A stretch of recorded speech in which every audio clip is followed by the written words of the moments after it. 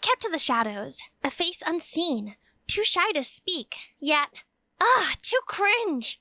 Zara, how's the poem? I'm going live in 60 seconds. Just a few minutes. I'm almost done.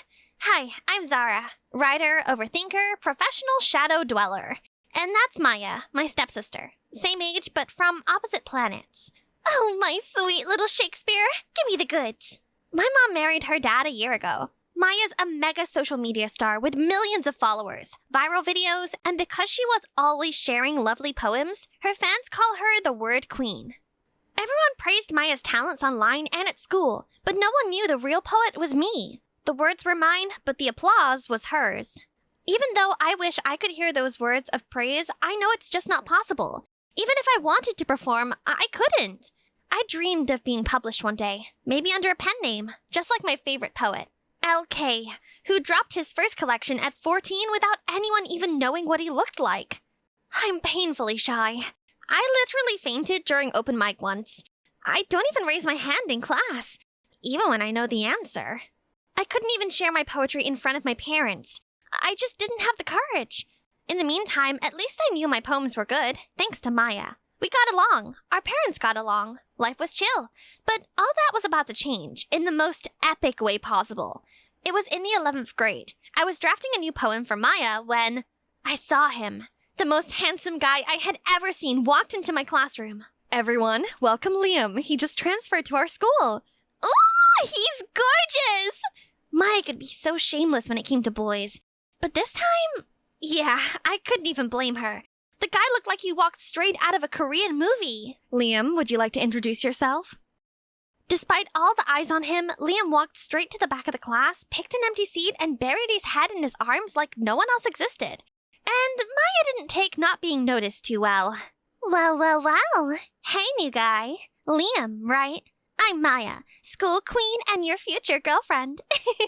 He ignored her. Like, actually ignored her. Which for someone like Maya was basically a public slap in the face. Fine, be that way then. You will be begging me to date you in no time. Seeing a guy turn Maya down for the first time was epic. But seriously, couldn't the guy talk? It didn't take long for rumors about him being mute to start spreading. Honestly, I started believing it too. He never spoke, never reacted. Until a month later, and that's when everything changed.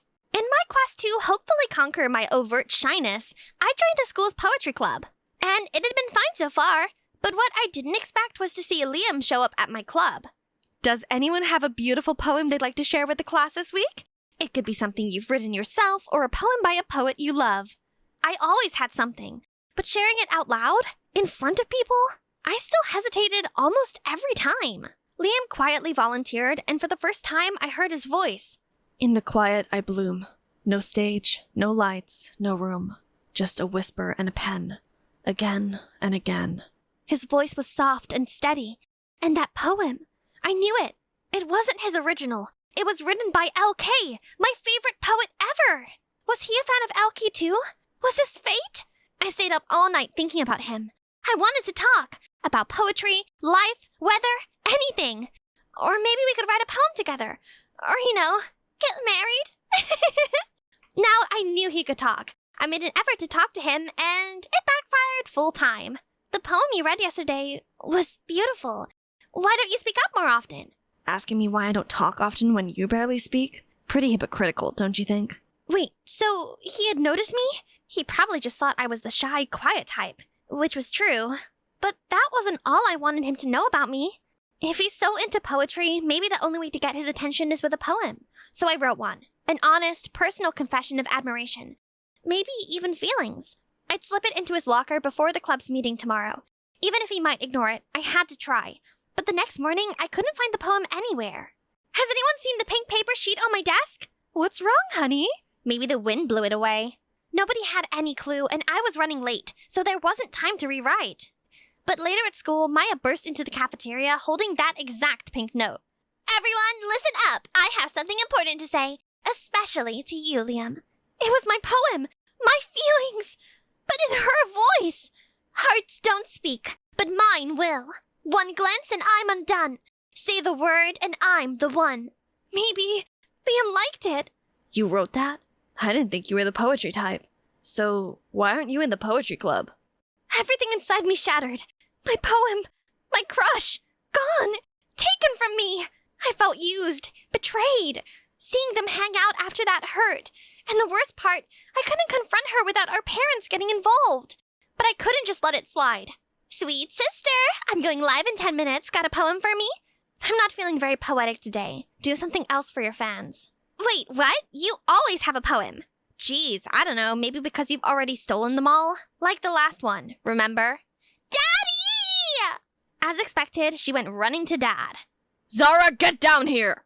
But this time, I wasn't going to put up with the unfairness anymore. Even with all of Maya's tricks to make our parents believe I was the bully, I wasn't afraid anymore. Why didn't you help your sister? I had actual schoolwork, and maybe I just didn't feel like being used today. The least you could do is support my daughter's dreams.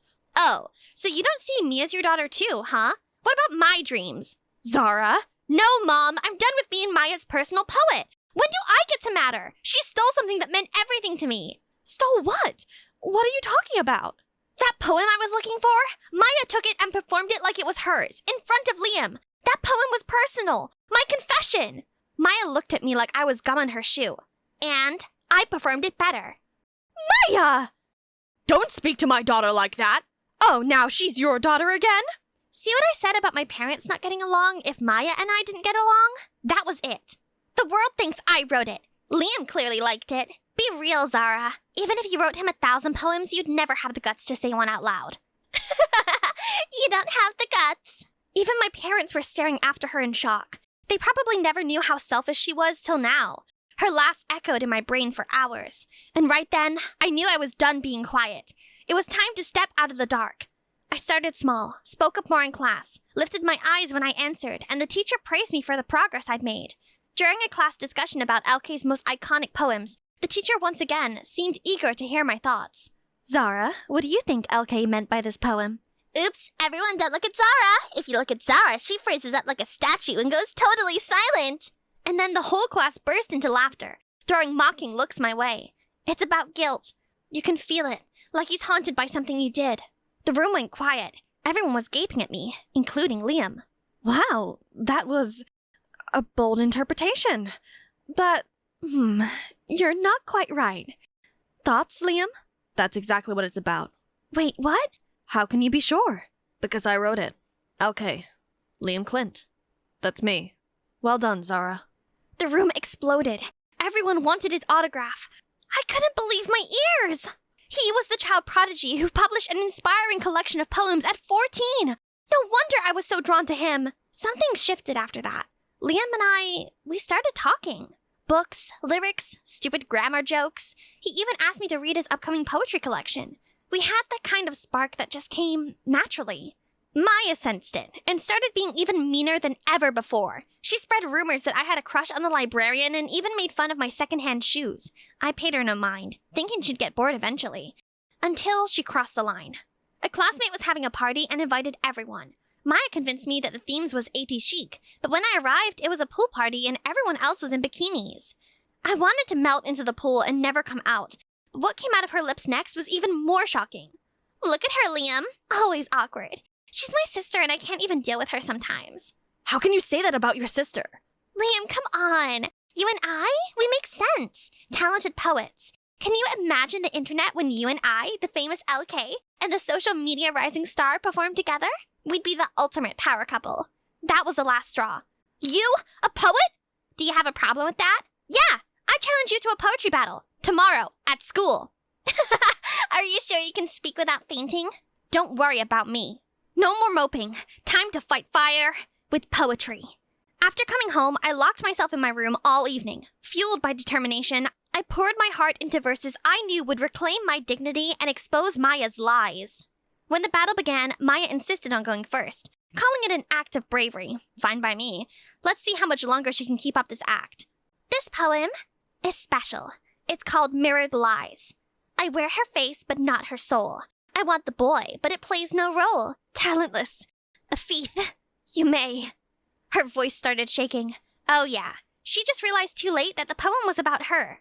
I stole her voice? What nonsense did you write here, Zara? Oh, so now it belongs to me? I stole it from you! Guys, it's just a mistake. Zara probably set me up because she was afraid to lose. I couldn't believe she could be that shameless.